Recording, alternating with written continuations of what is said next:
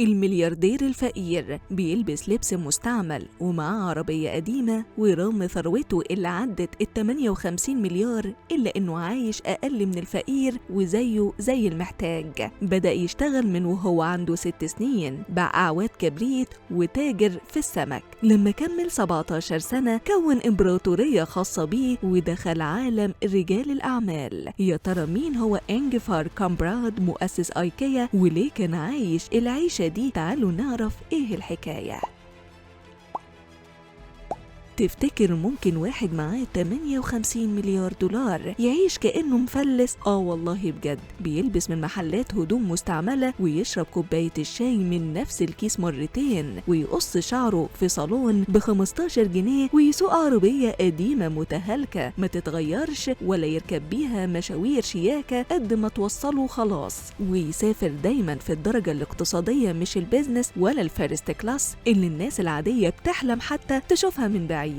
ده إنجفار كامبراد مؤسس أيكيا اللي قرر يعيش حياة أبسط من حياة ناس ما عندهاش جنيه في البنك. الراجل ده كان ممكن يبقى ملياردير من بتوع المؤتمرات والكاميرات والسوشيال ميديا، بس هو اختار يعيش بعيد عن كل ده. كامبراد اتولد سنة 1926 في قرية صغيرة في جنوب السويد. عيلته كانت بسيطة وعايشين على قدهم. من صغره كان عنده حس تجاري مختلف، وهو عنده 6 سنين بدأ يشتري أعواد كبريت من ستوكهولم وبيبيعها لجيرانه في القرية بسعر أقل من السوق بس بيكسب محترم. وبعدها بدأ يبيع سمك وزينة الكريسماس وأقلام وكل حاجة يقدر يشتريها ويكسب فيها. وهو في المدرسة كان بيعاني من صعوبات في التعليم وما كانش شاطر في الدراسة، لكن كان دايما سابق سنه في دماغه وفكره وبيعرف ازاي يحول أي حاجة بسيطة لفرصة حقيقية. ولما وصل ل 17 سنة أسس شركته الخاصة وسماها أيكيا، وهي اختصار لاسمه واسم المزرعة اللي اتربى فيها. بدأ يبيع أثاث بسيط للناس اللي ما تقدرش تشتري من المحلات الكبيرة، وكان كل اللي بيكسبه يعيده تاني في الشغل ويوزع طلبات بعربيات اللبن ويوصلها بنفسه للمحطة. وفي سنة 1956 حصلت النقلة الكبيرة لما لاحظ إن العمال بيشيلوا رجلين الترابيزات علشان يسهلوا النقل. وقتها جات له الفكرة اللي غيرت حياته وفكرتنا عن الأثاث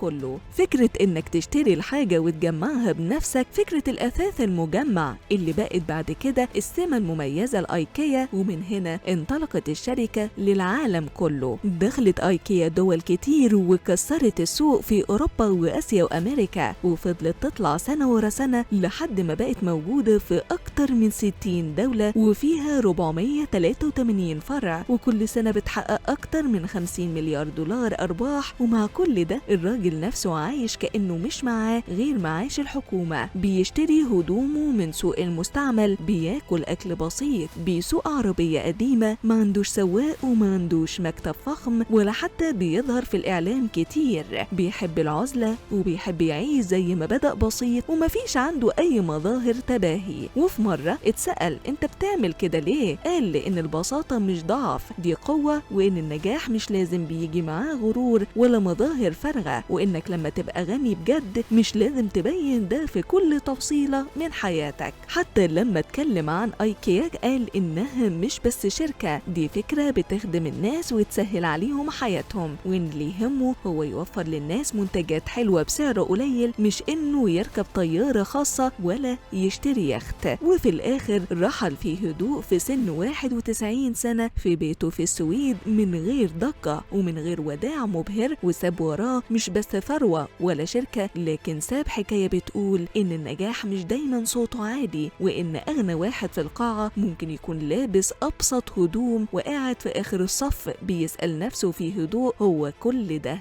ليه؟